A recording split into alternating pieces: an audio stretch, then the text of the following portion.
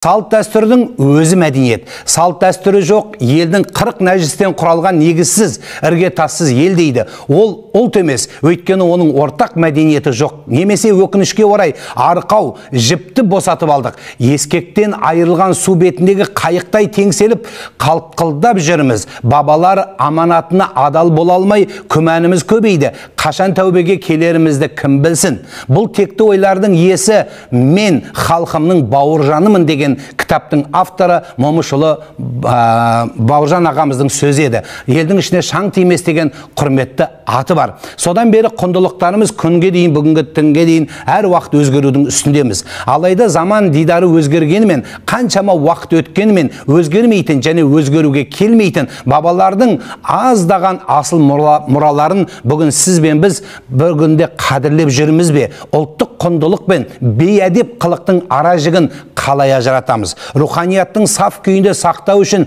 не істеуіміз керек? Алдарыңызда осы сұрақтарға бүгін жауап іздейтін боламыз.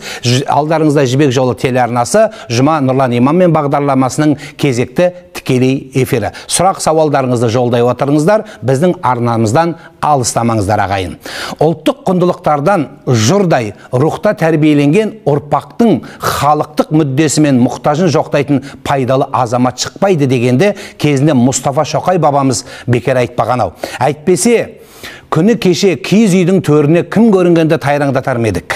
Шамасы пайдамыз өзімізге де тимей жатқан сияқты. Сондығынан ұлттық құндылықтар деген не және оған нелер жатады? Осыны бір алдарыңызда тізіп өткім келеді. Себебі көбіміз біле бермейтін тәрізді сияқтымыз. Жалпы ұлттық құндылықтарға әрбір ұлт болмысындағы ғасырлар бойы атадан балаға мирас болып келе жатқан адамгершілік қағидалар жатады. Бір сөзбен айтқанда руханиятты меңзейді. Яғни бұл шын мәнде солай дұрысы да сол. Алайда бізге жеткен тіліміз, дініміз, діліміз, мәдениетіміз бен әдебиетіміз, өнеріміз, сән салтанатымызды құрайтын жөн жоралғы, әдеп, ғұрып, салт дәстүріміз, әуезді аспаптарымыз, күмбезді киіз үйлерімізге қоса керек десеңіздер, ұлан асыр бабаларымыздың тарихы, бабадан қалған байтақ жеріміз, еркіндік алған тәуелсіздігіміз, аспан түстес көк байрағымыз, ел ұранымыз, ел таңбамыз, рухымызға қажет болған діни іліміміз, өмірімізді құрайтын ғылыми біліміміз де ұлттық құндылықтарға жатады. Тіпті қазіргі қазақ қоғамындағы ірінге айналып бара жатқан ажырасулардың көбеюіне қарай қазақылықты сақтап қалу үшін өз басым қазақ отбасын бәрінен де бір табан жоғары қойып ұлттық тәрбиені негізгі құндылыққа көтерген болар едім. Өйткені әрбір қазақ отбасы келешектің үміті, болашақтың жоспары, қасиеттердің орталығы ұлт тәрбиесінің ошағы болып табылады. Әсіресе қазақ аналары заманымызды да, даламызды да, қаламызды да, ұл қызды да ұрпаққа толтырып ел мен ұлтты өсіріп отырған киелі халқымыз олар. Әрі сол аналардың сүтімен туған жерге, туған елге, ұлы отанға деген махаббат дәрейтінін ұмытпауымыз керек. Сондықтан қазақ елі атандырған немесе үлкен әріппен басталып жазылатын Қазақстан деген еліміз осы қазыналардан тұрады. Өзімізді ұмытсақ та дәл осыны ұмытпай ағайын. Өйткені әлем таныған қазақ деген ұлттың аты мен жөнін, яғни тегін осы құндылықтарымыз құрайды. Алайда руханиятымызда аманаттап келешекке дұрыс күйде жеткізіп жатырмыз ба? Мәселе осында. Осы сұраққа қалай жауап берер екенбіз баршамыз. Расында сәл дегенде қазақы салт санадан мүлден ажырап қалатын едік. Әйтеуір есімізді дер кезінде ешіп кеш болса да ездер жезде жиып үлгердік. Дегенмен соңғы кезде асыл дінімізге де алайып қарайтындар шықты. Мұндайда Құдайдың не жазығы бар деймін. Дін адамзаттың басты рухани құндылығы. Ол адамға тән тәрбиені, жақсы қасиеттердің қалыптасуына ықпал ететін ұлы күш. Сондықтан дін деген ін, уағыз деген уағыз, араб құлдар, мәмбеттер деп тағы да басқа сөздерді пайда келтірмейтін кейбір көңілі жұтаң, ойы таяз пенделердің соқыр тіліне еріп, Құдайға деген алпауыт сеніммен біз жиренсек, онда Бауыржан ағамыз айтқандай расымен теңселіп кететініміз анық болады ағайын. Мен әрдайым айтып жүрген Бауыржан атамыздың сөзіндегідей, біздің кемеміз екі ескекпен алға жүреді. Біреуі салтымыз, дәстүріміз болатын болса, екінші руханиятымыз, өмір тірлігі. Яғни бұл екеуі өмірі де қатар жүру керек екенін ұмытпауымыз керек. Жаратушы бізді жаратқан кезде қол мен аяғымызды жаратқанда қателеспеді. Яғни екі қолды да, екі аяқты да, екі тарапымызға бекерден бекер таңбады. Әйтсе де бір қол, әйтпесе бір қол, бір аяқпен де алысқа барар ме едік. Ендеше қасиетсіздің тірлігін жасамай, дәстүрдің озығымен жүріп, тозығын жаңартып, ата дінімізден алысқа кетпеуіміз керек. Өйткені қазақи салт дәстүрдің басым өзегі шариғатқа жанасады. Одан ажырасақ, түпкі дүниелерімізден жұрдай боламыз ағайын. Қысқаша айтқанда біліңіздер, бойымыздағы бабаларымыздың ділі, діні, анамыздың тілі болмаса төрткүл дүниенің талан-таражысына түсіп, ешкімге керек болмай айдалада қалып қаламыз. Сондықтан өз құнымызды өзіміз арзандатпай, ата дінімізге құнды көзбен қарау керекпіз ағайын. Енді бейәдеп қылықтарымызға келейікші. Ол бізде жеткілікті де.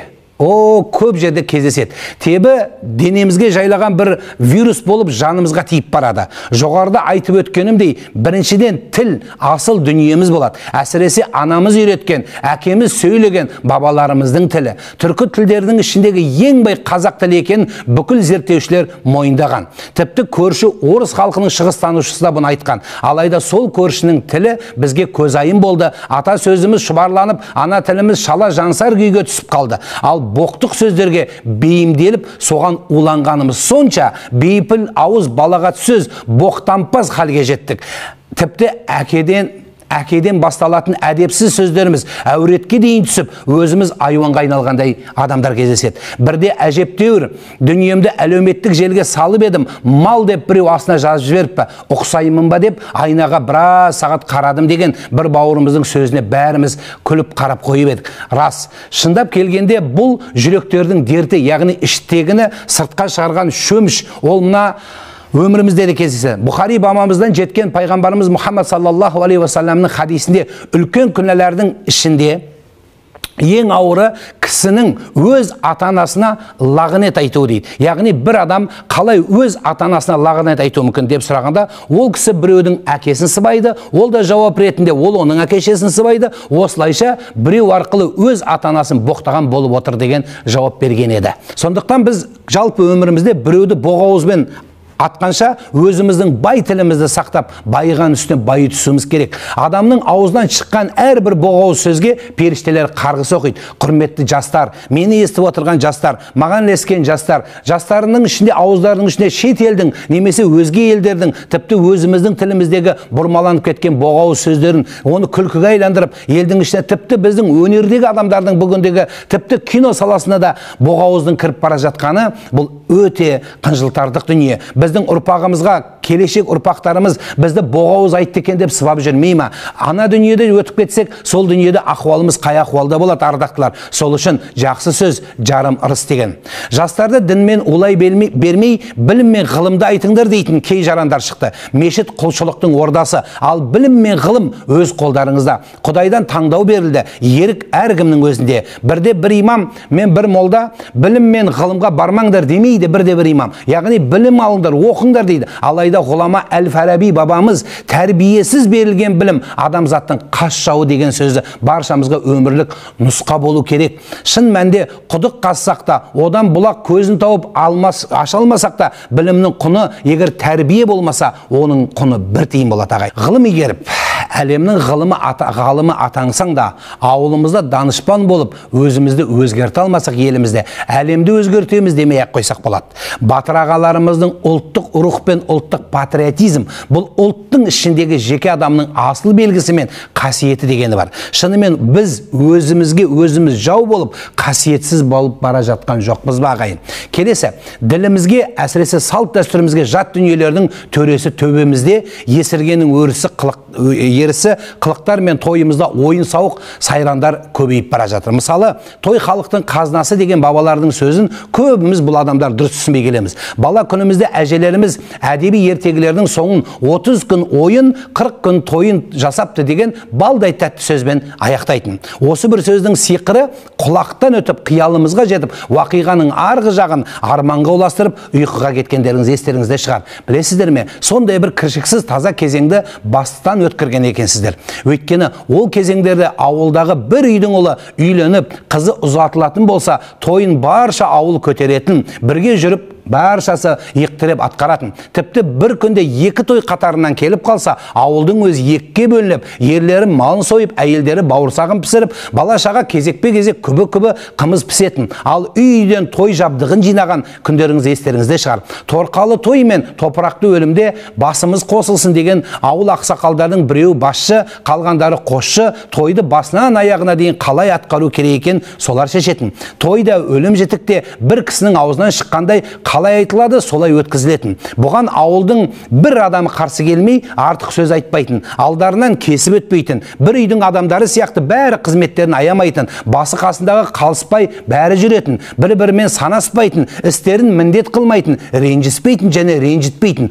Бұл сұраусыз сол тойлардан үйлеріне де ештеңе бір затты да түйір алмайтын. Тегімізде әр үйдің әй дейтін әжесі, қой дейтін қожасы болған. Жарықтықтардың қатары қалай сиреді, солай елдің де, жердің де, ауылдың да, адамның да, тойдың да, ойдың да көркі қашып, мәңгетіп, шырқы бұзылды. Айран болған асымыз араққа айналды, тойда ішіп жеумен қоймай, қалған асты ши бөрідей талап, ұрлайтындар да шықты. Арғы жағы той үстінде, ой үстінде тәтті күндерге ұласқан думанды тойлардың көші болды. Әлбетте қазақы үлгідегі салт дәстүрді ұстанып, ұлын үйлендіріп, қызын ұзатып жатқан әдепті де мәдениетті той иелері арамызда әлі де баршылық, бірақ тым аз болып бара жатыр. Және бір байқағаным, өзге ұлт өкіліне тұрмысқа шығып жатқан қыздарды қазақы дәстүрмен ұзатамыз, бірақ сол дәстүрді өзіміз көрсетіп, өзіміз қолданбайтымыз қызық екен. Ал кейбір тойлар шектен шығып, мәдениетсіздікке өтіп жатыр. Бұған да үндемей отырмыз, бірақ көңілге ауыр тисе, бұл да бір шындық қой ағайын. Тіпті мылтықтарды аспанға атып, бейәдеп қылық жасап, бір көліктің үстіне бірі шығып, бірін-бірін таптап кететіндей, аяғы апатты жағдайға кездесіп жатқаны баршаларыңызға мәлім ағайын.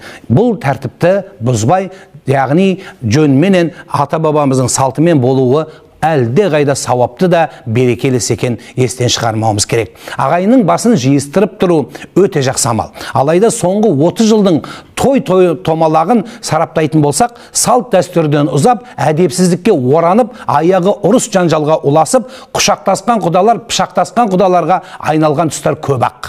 Мысалы, бастапқы 10 жылында арақ-шарапқа толы ырың-жырыңы көп, соңғы сатыр-сұтыр төбелес, тіпті адам өліммен аяқталып жатқан топалаң тойлар көбейіп кетті. Одан да кейінгі жылдарда аста төкті, артық шығын қажетсіз жоралғылар тік ұшақпен келіп құдаларды ұшыртып, одан астығы түскісі келгенде үстеріне шашу ретінде ақша шашқан жағдайларды белгілі болды. Бәсекемен атағын шығару үшін жарысқа түскен даңғаза тойлар, тіпті бірнеше 100 мың доллардың тортын пісіру екі жасқа қаншалық қажеті бар еді. 2020 жылға дейін, 2020 жылға дейін қарызбен қауғаланған бір сараңдағы кредитті тойлар көп болды. Бәсеке тойлар аракідік, ішімдік біртіндеп дастарханнан кетсе де, орнын шайнектерге ауыстырдық. Әлі де жасырын төсіп, тасып, төгіп беріп жүргендерде кездеседі. Соңғы 5 жылдықтың тойы тіптен қызық, яғни әлемге пандемия төнгенде қазақы той тоқтата алмады. Қазақта жасырын той, астыртын той, қашып, пысып, тығылып, өз-өздерін алдап, елді алдап, өкіметті алдап той жасадық. Бұдан басқа тойдың басына 2 сағатқа кешігіп келу, соңында киіт пен алтынға таласу, мен көп бердім, сен аз бердің, тойға әкелгенің қайтпады, тойда маған сөз бермеді, сүйек бермеді, тағысын тағы ұласқан ағайындардың арасындағы ұрыс керіс, өкпе жыртыстар тағы да бар. Қазір ажырасулар да көп дейміз. Неге? Өйткені басталмай жатқан екі жастың бақытын алып қояйықпен дымын қалдырмай жұтып қоямыз. Әсіресе даңғазалықпен жиналған несібелерді оңды солды шашып жібергенімізге еш ойланбайтын болдық. Бұл өзекті өртейтін өкініш болып тұр. Бүгінде осы қазақы тойлардың қазақтың салт дәстүрінен ешқашан дәріптемей қалды. Яғни салт дәстүрді көрсетпей қалды. Бәрі де сырттан енген, әсіресе көрші елдердің ғұрыптары, яғни гүл шоғын артқа қарай лақтыру, тағысын тағы біреуден қаңғалған қаңылсық дүниелерді таңылсық көріп жатамыз. Жаттанды сценарийлер үрдіске айналды. Яғни қазақтың тойлары бір сценариймен жүріп жатқанда міне 35 жыл болды. Халық жалықты, жаңашылдық жоқ. Той жүргізуде жеке кәсібін айландырған кейбір асабалар қажетсіз бос сөздерді арзан күлкіге, қожанасырдың қоржынында да жоқ әзілдерді айтып, ерсі ойындармен ебедей қылықтарды көп жасатады. Бәлкім бұған той иесінің талабы деп құтылуымыз мүмкін шығар. Алайда той иесі алдымен әулетінің үлкендерімен ақылдасса, қазақы нақыштағы мықты заманауи сценарийді асабамен бірге келісіп қойса, керемет болар еді. Осындайды көргенде халқымыздың тойдың алдындағы үлкенді кішілі ағайынмен топ жияр немесе кеңес үрдісін сағынып қалдық қой ағайын. Құлақтан кіріп бойдалар әсем әнмен тәтті күй, көңілге түрлі ой салар, әнді сүйсең менше сүй деген Абай атамыздан алыс кеткеніміз сонша, төртіншіден бұлбұлдай сайрайтын күміс көмей әншілерді немесе қазақтың кең даласына жететін халықтың әндерін, ұлттық әндеріміздің табиғаттың күйіндегі қазақ күйлерін тыңдамайтын халге жеттік. Біз бүгінде өзімізді өзіміз менсінбейтін халге жеттік. Құрметтемейміз, бағаламаймыз. Сол тоқыраудың басы болады. Би демекші бұрынғы билердің арасында қазақтың қамажайы болушы еді. Кейін қара жорғаға ауысты, әйтеуір ешкім билемеген соң ақырында ол да өшіп қалды. Ал басыға әуендерге тұра ұмтылған жұрттың би енді ар ұятымыздың бүгінгі күйін көрсетеді. Мысалы, біреудің күйеуі, біреудің әйелімен орта жасқа жеткен еркек үрімдей жас қызбен, үлкен жастағы әйел кішкентай баламен, жігітпен бар денесін қозғап билегені бұл ар намысымыздың шегіне жетіп қалғандығын көрсетеді. Қыз келіншектер сырт киімін шешіп барлық жерін бұлтаңдатса, ер азаматтар әйел сияқты ирелеңдеп шалбары жыртылғанша билейді. Тіпті шетелдің әуенді бұтты айыратын елде жоқ билердің түр-түрін ұялмастан ел аралында орындайды. Бір ғажабы соған жиналғандар мәзақ, ысқыра қол соғып қошемет көрсетеді. Осы тұста Абай атамыздың надан ел қуанбас нәрсеге қуанады, һәм және қуанғанда не айтып не қойғанын, не қылған өзде білмей, есі шығып бір түрлі мастыққа кез болып кетеді деген еске түседі. Немесе тойға өзіміздің қазақы тақиямызды, камзол мен бүрмелі көйлегімізді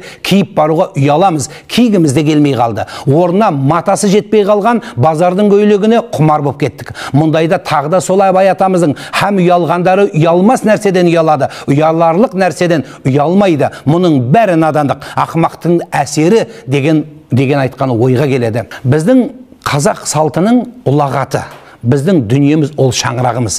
Қазақ үйіміздің төрін күні кеше кім көрінгендер келіп тайраңдатып алдына шығып биледі. Тіпті қара шаңырағымыз болған қазақ үйіміздің төрін біз кім көрінгенге беріп таптатсақ, онда тізе берсек, осындай тұстарымыз бізде ұлтымызды, тілімізді, тақиямызды, арымызды, намысты таптатсақ, онда қайғы түскеніміз. Бірақ біз ар ұятты деген қазақпыз. Сонда рухымыз қайда қалады ағайын? Аталар дәуірінде жар-жар айту ғұрпы болды. Кейін заманға қарай өзгеріске ұшырады. Үйлену тойдың салт дәстүріне айланды. Яғни көпшілік екі жасты жар-жар ортаға шақырды. Осының кейбірі той иелері бүгінде Құранға ауыстырып, ата салтты мүлде ығыстыра бастады. Айналайындар, Құранға ешкім қарсы емес, бірақ оның өзінің оқылатын орнының жеті бар. Тіпті салауат айтып, арабша өлеңмен шығарсаң, ол да қателік болады. Неге? Өйткені біздің ұлттық құндылықтарымызға жеңілтек қарай беруге болмайды. Бекерден бекер жар айтылмады. Десек те, салт дәстүрімізді қамтыған тойымыз асабаның ойлап тапқан тырқылы мен жырқылына, арсыл күрсіліне, ойын сауық кешіне көңіл көтерудің ордасына айналып кетті. Асабадан әр адамдардан келіп, ұят кетті ме, немесе бұлай болды, неге өзіміздің жанымыз ашымайды? Бұл біздің құндылығымыздың аяққа тапталғаны деп түсініңіздер. Байқаймыз ба, той индустриясын құрғанымызға 35 жыл болды. Бірақ ата салтты бұлай дәріптеп, бұлай дәстүрді бұлай дамытпады 35 жыл бойы. Тіпті соңғы кезде тойда көзге оғаш құлаққа түрпідей тиетін ырымдар жасалып жүр. Оның мән жайын дұрыс бұрысын анықтамай әдет ғұрып деп қабылдайтындар да бар екен. Озығы қайсы, тозығы қайсы, осыған мән беріп жатқан той иесі жоқ. Әйтеуір өзі үшін өтсе болды, жиналғандар үшін қызықты болса болды, баласының алдында міндетімнен құтылсам болды, құрғақ сылтаулармен көңілдерін жұбатып, тойының тізген әулетінің үлкенін емес, айдаладағы біреуге ұстата салатын болдық.